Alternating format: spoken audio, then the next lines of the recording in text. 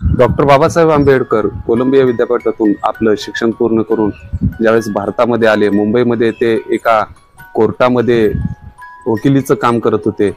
ज्यावेळेस एक दिवशी 10:30 वाजता डॉक्टर बाबासाहेब आंबेडकर कोर्टात आले, त्यावेळेस कोर्टाच्या पायरीवर एका त्यांना महिला दिसली आणि एक सोबत छोटंसं लहान बाळ होतं।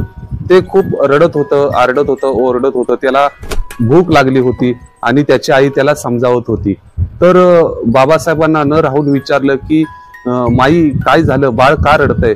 तर त्याने सांगितलं की बाळाला भूक लागली। मग डॉक्टर बाबासाहेब आंबेडकरांनी त्यांची विचारपूस केली, त्यांना खाऊ पिऊ घातलं आणि त्यानंतर विचारलं की काय प्रश्न आहे, काय समस्या आहे, तुम्ही इथे येऊन का बसता दररोज, मी रोज तुम्हाला पाहतोय, काय झालं?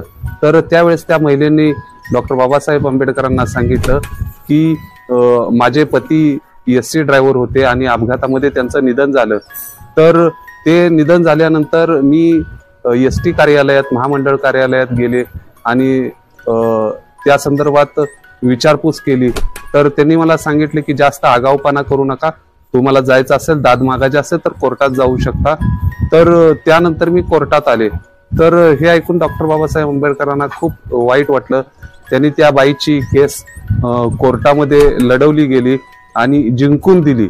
तर त्यानंतर एक अशी ऐतिहासिक डॉक्टर बाबासाहेब आंबेडकरांनी योजना अंमलात आणली की पेन्शन योजना।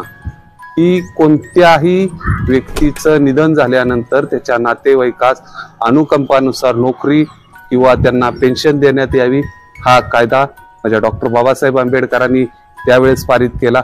ही एक होती छोटीशी गोष्ट, पेन्शन कायदा कसा निर्मित केला गेला। धन्यवाद। जय